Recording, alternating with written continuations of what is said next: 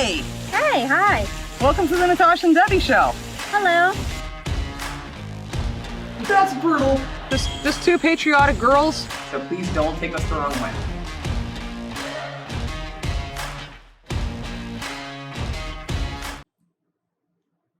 Ah!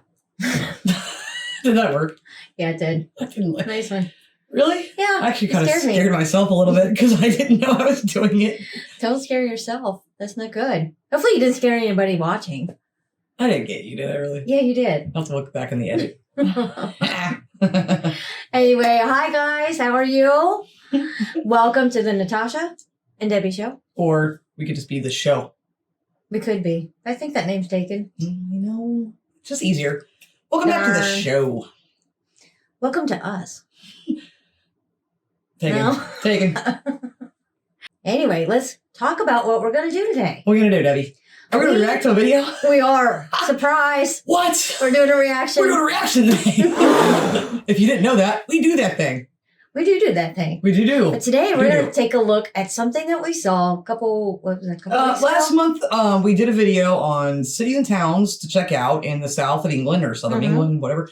And they showed these weird thingies. Yeah. Yeah, the weird thingies out in the ocean. In the ocean. And we were like, what is that? But before we talk about that, what, Debbie? If you like today's video, give us a like to help show support for our channel and consider subscribing to show your support also. And if you don't know why that would make Debbie's dreams come true, defer back to a couple videos. Yes. I have a challenge out there to get to 100,000 subscribers by March. So the weird thingies, we asked about what those were in the video because they never said what they were. They just showed them. And normally in the comment section, you guys school us a lot. Like two or three, no, maybe more than two or three. A couple of handfuls of people said something, and that was it, which was surprising to us how few comments we got on it. All we know is this. They have something to do with World War II and defending England. And they're in the ocean. Yep. And they look weird. So we need to know more. We want to know more. We need to know more. We need to. Let's learn together. So this video is actually titled, How Do These Weird Steel Structures Defend London? So let's find out. What are these weird steel structures? Or I prefer the word thingy. Who built them? Why? What do they do? All that stuff. Well, that's what we're about to learn. Let's do it. Okay, let's learn. Come on. Learning time. The weird thingies. In the wide expanse of the Thames estuary are some of the most remarkable relics of the Second World War. These strange steel structures were built to protect London from aerial and surface attacks by Nazi Germany. Abandoned, exposed to the elements, they later became a broadcasting hub of pirate radio. I'm thrilled to have finally got the chance to visit this remarkable site. Welcome to the Red Sands Sea Forts. Nice. Red Sands Sea Forts. Okay. Now we know what they are. The name, anyway. Right. Well, they are like out there, aren't they? Where are we? I'm just leaving the River Medway now. We're just turning to the east into the mighty Thames estuary. There on the other side is Southend. That's Essex over there. And this was a hugely important part of the world. The River Medway, all sorts of vital British shipbuilding industries, naval base down there. And so you can see on the end of Sheppey here, you've got Garrison Point Fort, built in the 1860s, part of the invasion scare of the 1860s. Big installation there. And then on the other side of the Medway, you've got a Napoleonic Martello Tower that's uncovered at low tide. You can walk to the shore. At high tide, it's cut off from the shore. That's got the coolest address in Britain. Number 1, the Thames. You can buy it if you've got a spare couple of million quid. It's for sale? It has an address. Number 1, the Thames. That's awesome. And just really quickly, I realized everything he's saying, I'm like, you know, I've prided myself a little bit in knowing the map of the UK somewhat now.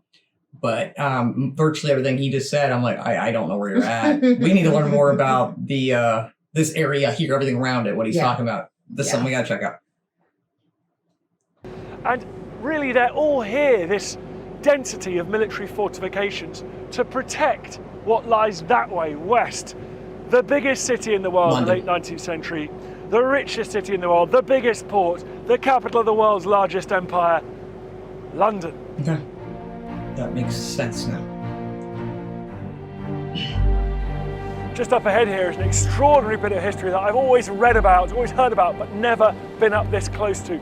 You can see 3 masts in the water there, and it's absolutely surrounded by a ring of buoys in the water. That's because those 3 masts belong to the SS Richard Montgomery. American and on ship. board that shipwreck are 1,500 tons of high explosives.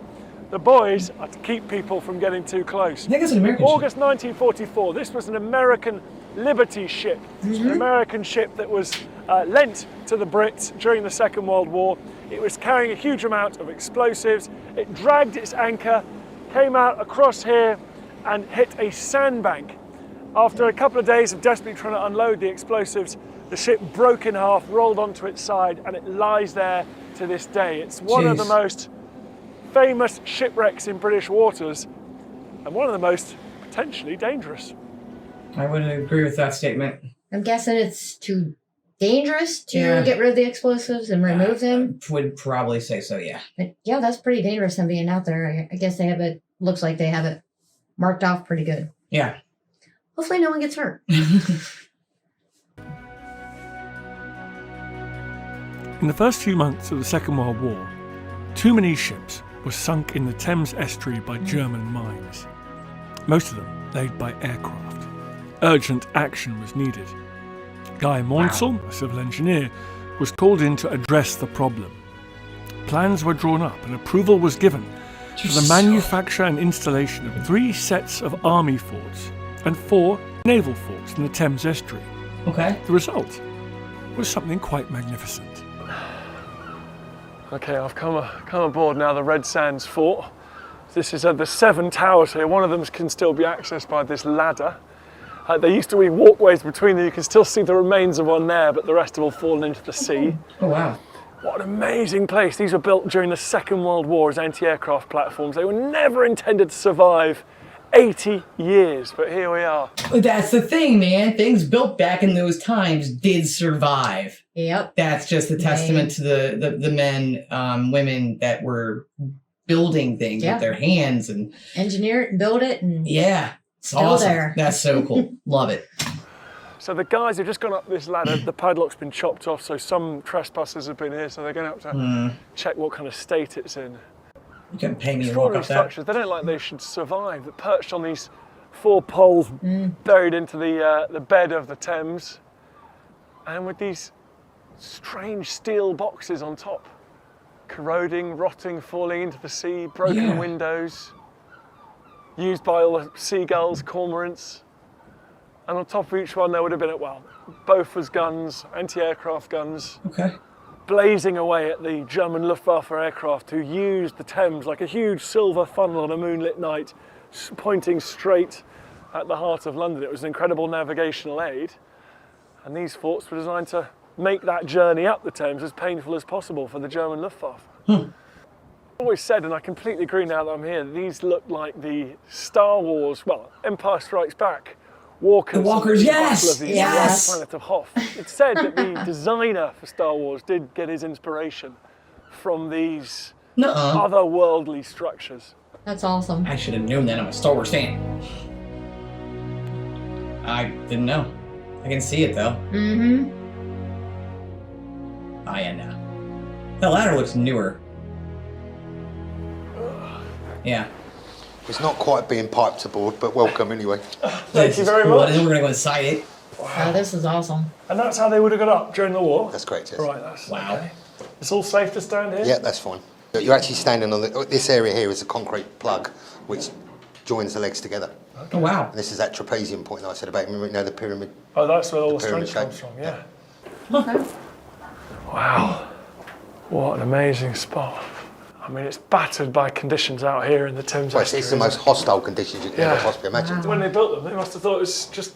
The idea that we're here 80 years later is crazy, isn't It's it? awesome. Without any major works being done. Yeah. So when were they put up?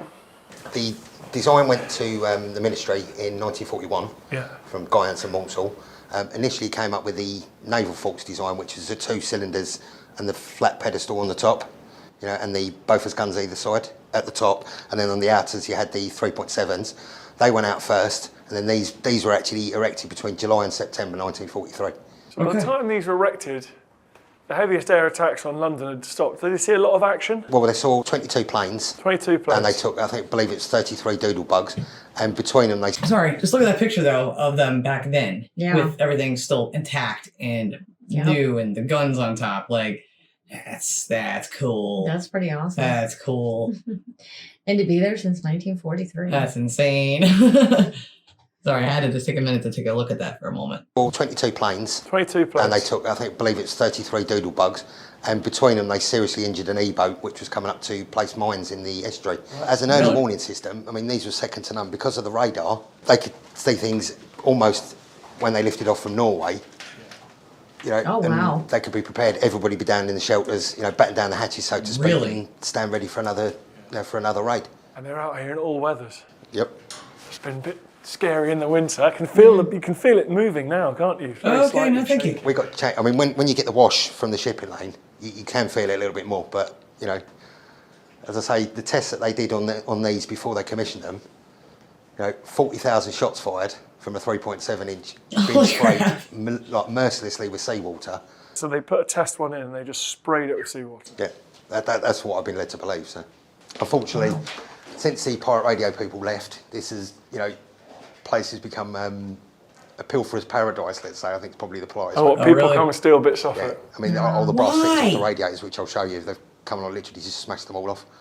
So they're already getting pieces of stuff. I mean, probably one of them since they abandoned them. Yeah. Taken, but there got to be a way to help preserve fortify that and preserve, you know, hopefully. They briefly took a new lease of life after they were decommissioned in 1956 when coastal defence was abolished, and that's when the pirate radio guys stepped in. And they were on various towers in the estuaries between 1964 and 1967. And that's then cool. since 67, nothing. Pretty much, until the project came along in 2003. Well done, you guys. Right, Okay. do you want to take me and show me some of course, bits? I'll start showing you around some of the rooms. How are people getting out there? I have no clue. Unfortunately, this is a bit of a storeroom at the moment. This is the latrines. Amazing. Latrines, toilets there. And so what we do, we pump seawater up and we can flush those toilets. Really? This is one of the original baths. So you've got a bath here. Is that another bathroom there? That's another bathroom There inside you go, there. another bathroom there. Original bath still in there. How many people were using these facilities? No. It was between the 7 towers. There was 140 initially when 140 people. they went in 1943. What? Then that number increased to 180 by the end of 1943. By early 1944, there was 220 people stationed on each set of 7 towers. Do they each have their own facilities? Wait, no, You know, I we've got didn't the hear that plan. right. Can you repeat that, Debbie? Because I think I'm I don't think I caught it all. No, he didn't say that many on each one. I believe that's what he said. Did he say that? I think that's what I heard. Did he really say that? We should rewind that. I'm going to rewind that, but I just want to make sure. That's a lot of people. There's no way. By the end of 1943, by early 1944, there was 220 people stationed on each set of 7 towers. Do they each have their own set of facilities? Or Well, you know, we've got the plans for each of the individual towers, but the accommodation was almost like a hotbed system. So somebody got out of bed, you know, cleaned the teeth, somebody else got back into that bed. And that was Jeez. shared between officers and men alike, obviously in their separate accommodations. Wow. Mass respect again to the British Army and Yes. military in general. Yes. Navy. To live out there in that condition. So many people crammed in such a small space. That's amazing. I have literal lump in my throat right now. Mm. Just what everyone did, allied, soldier-wise, to end World War II and just protect their own areas and what they had to go through, Mhm. you know? That's huge. I had family members there. I know you did too. Mhm. Most of you watching probably did. I'm sure most of you watching did. Again, mass respect to the military. This is well, as you can probably gather from a project of this magnitude, we need plenty of place for storage for materials. This is one of our storerooms. what was it back in the war? I believe it was something to do with food servery, hence the hatch being in the way That there. makes sense. All right, and that's the That was mess. a dining room, yeah. Okay. But there was dining rooms on all of the 7 towers, obviously to cater for, you know, poor weather and people not being able to cross the bridges safely. You know, it's a chilly day outside, but it's already quite hot in here. It would have been absolutely roasting in the summer. It would have been like an oven in here, wouldn't it? Potentially. Yeah. I mean, since we've started reinstating the windows, which I'll show you when we get back upstairs. They are restoring, kind of. We noticed like a massive hike of at least 3 to 5 degrees the minute we'd sealed those first windows in. Hot, still day in the estuary. It'd have been warm up here. Right, where next? If you like, head through to the right, please, and then we're going to head up the stairs. Level 2. How many stories are there? We've just got the roof after this. Okay. The sunshine deck, as we like to call it. Sunshine deck. This was the original lifting equipment. There was a winch box that was mounted up here, but that's long since disappeared. There ain't much to look at, really, As right? you can see, the cables run through the 2 ginny wheels there, out onto a dolly, and you can see right at the end is the remains of the dolly. There's also a navigation light. I mean, the light's long since gone, but the box is still there. This is due to be removed in the near future because this has got to be replaced, obviously, to enable us to get the big sheets of steel up to replace. Big job in itself. Isn't it just? Right, if you'd like to go through to the right. I would love to go up there. And a light anti-aircraft attachment here. Afraid to fall down. As you can see there, RAME, it's Royal Electrical and Mechanical Engineers. And you can also see that on your door just to your left. That's so cool. And that's light anti-aircraft RAME detachment. Oh, you've put the windows back in here. Well, at the moment, let's say there's still the original windows in here. Oh, man. It's a great space, isn't it, up here? That's cool. It's beautiful, isn't it? It is like literally a 3-bedroom house. Yeah, definitely. On stilts. Very comfortable. And what would have happened in this room here? This was for the RAME, this was where they would have maintained the guns. Right. So any small firearms, like Lee Enfield's, Bren guns, if they had a problem with one of the Beaufort's guns, they'd bring it up here, and this was essentially a workshop. So Nothing wrong with the steel, is there? nothing wrong with it at all. No. It'll last for a long time. We had a structural survey done 2 years ago, and as I say, structurally it's absolutely not Really? 100% mint, but she's pretty damn good. It's all the acts. How insane is that, though? That is crazy to be that old and just structurally It's fine. standing in the water, man. Yeah. I mean, it is. That is amazing. It's so much more spacious than I would have expected. I didn't expect it to be that big. But I couldn't imagine cramming 200 people in one. No, it's just more spacious than I expected, but it's got so much in there that it still looks really fantastic considering. Yeah, definitely. The inside looks really good. Outside doesn't seem so well, but it is. I mean, that's rust, yeah. Exposed to the weather and then the windows being gone. Yeah. Well, this is just the coolest thing. I hope you guys are liking this as much as we are. If you are, please hit that like button. Consider subscribing. Let's get back into this. Exterior panels, which are taking the weather in. Yeah, of course. And the plan was for last year, before COVID came in, was to get the shot blaster up here and start shot blasting and painting and replacing some panels. But You'll get there. unfortunately, it's affected everything. So Yeah. right, off to you. Hopefully things are resumed.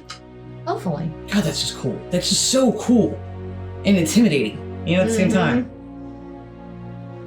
That room there's the ammo. So if you'd like to step through to the Ammo left. store there. Oh, this nice room. So we're in the There's more process to of it. replacing all the hardboard. And when we come out here on the 10th and the 11th, all these boards are to be etched. Because hardboard, because it's a shiny coating, doesn't take paint very well. So the etch primer's going on and then they can all be painted. We've got the shot blaster, so literally next time you see this place, Oh, that would be lovely. Yeah. it'll be a lot shinier. But as I say, on the outer side, on the opposite side of the tower, that's the side that takes the weather in, and that's the one we've got to replace the panels. But here we've got a decent crew room now. We can work Oh in. yeah, you'll be warm and dry in here. I tell you, stick that fire on. You think it's warm now? You stick No, that that's fire on, it's absolutely fantastic. I bet it would be. This is not a bad Second World War posting. If you could have been anywhere in the war, I think I would have probably taken this little platform in the Thames estuary. If you had a set of cards, yes, because you Set go of a bit stir crazy otherwise. Set of cards and a load of mates to chat to. You'd be all right.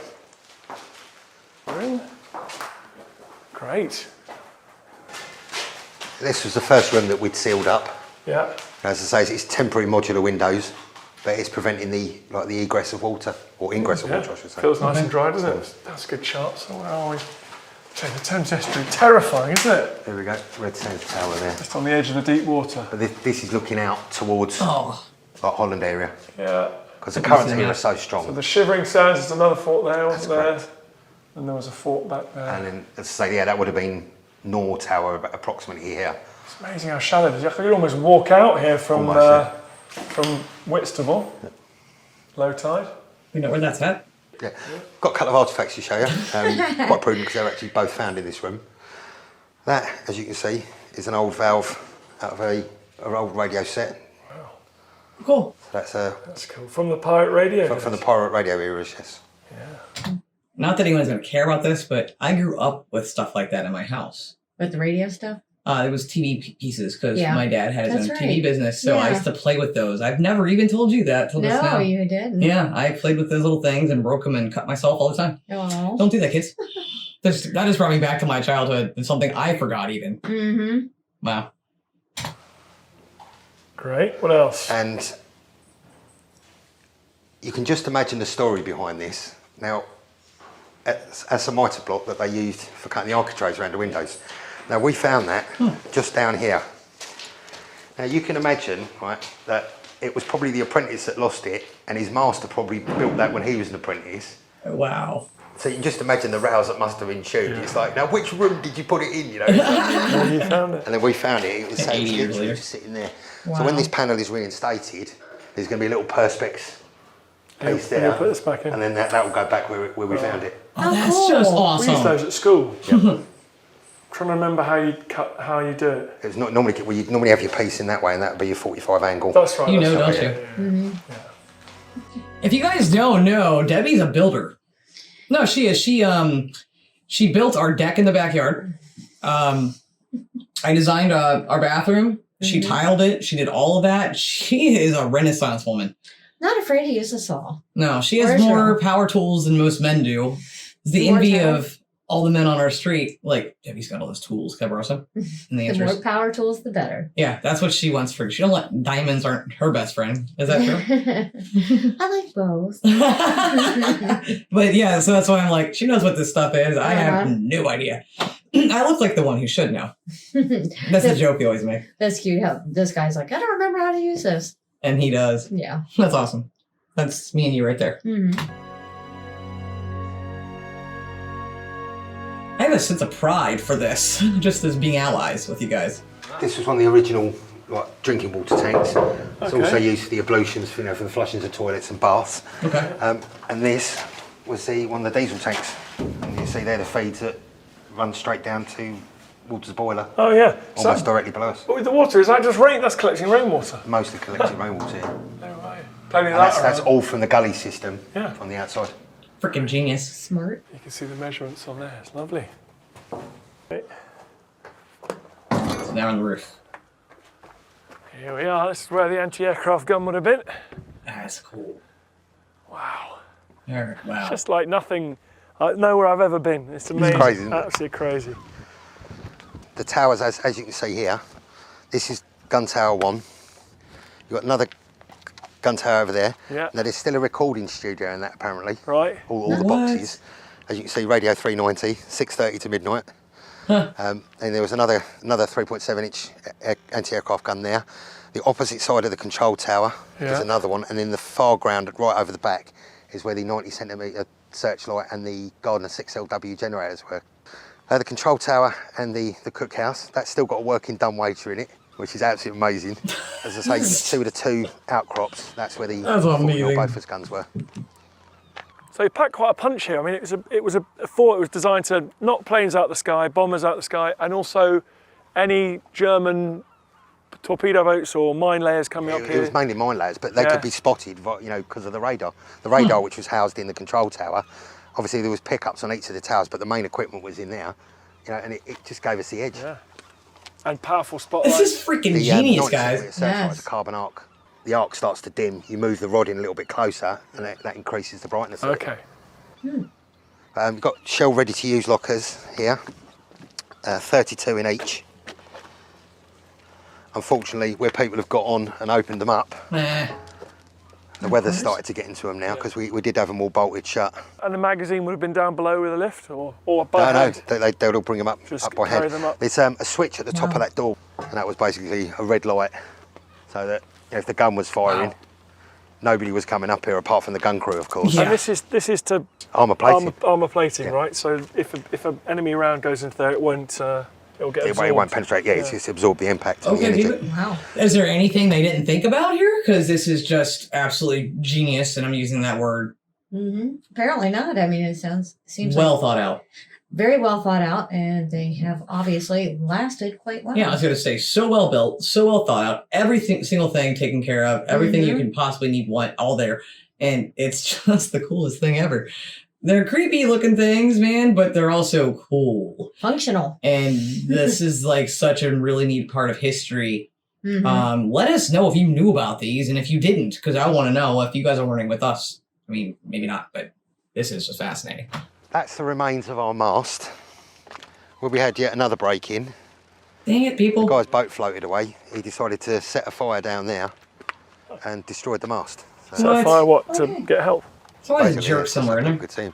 team. So you've got the walkways here. This isn't a wartime one. No, that was instigated around 2004, I believe. But say that's where the bridges would have fitted in between. Originally made by the Cleveland Bridge Co. Yeah. But say nothing was galvanised.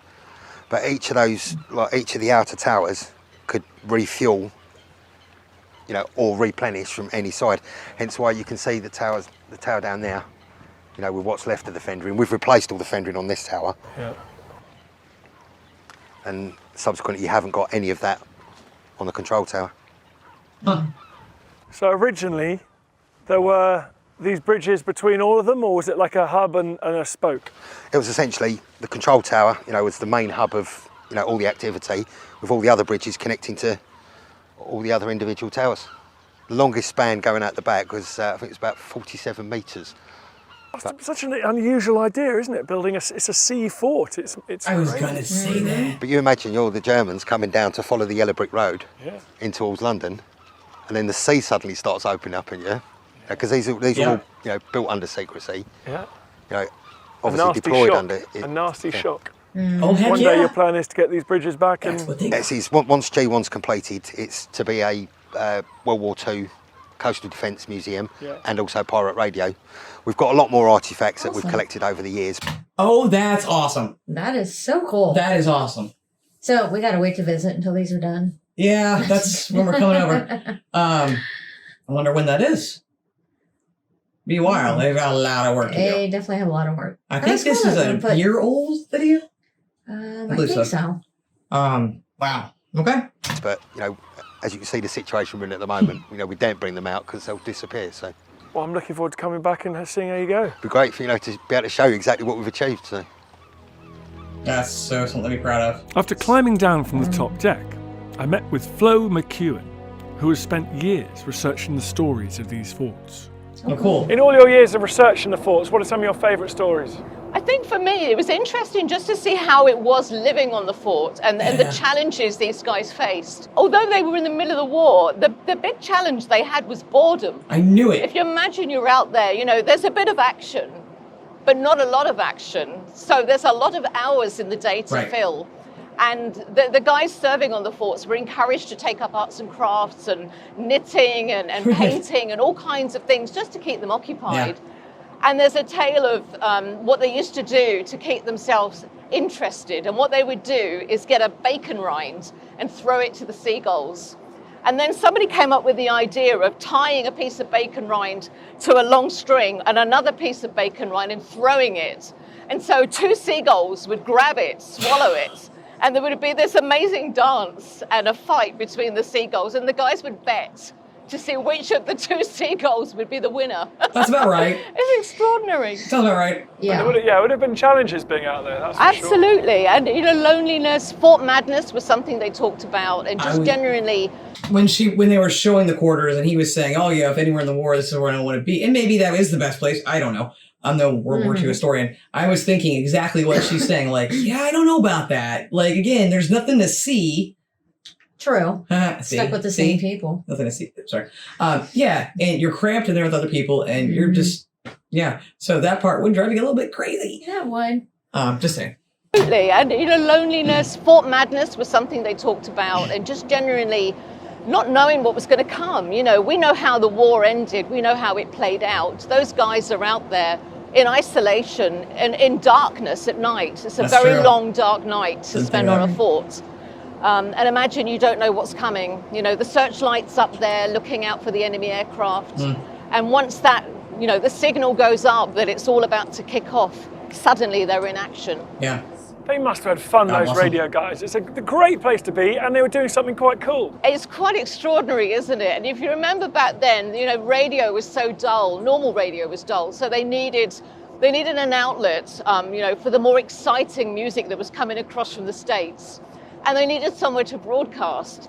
And there they were out there in the coolest location ever, a real playground with this amazing music. It was just great times. That's so cool. What a testament to the times. Right? There was something so magical about climbing onto that fort. It was envisaged that it would just last 5 years, and nearly 80 years later, it is still standing proud, taking everything that the sea can throw at it. Yeah.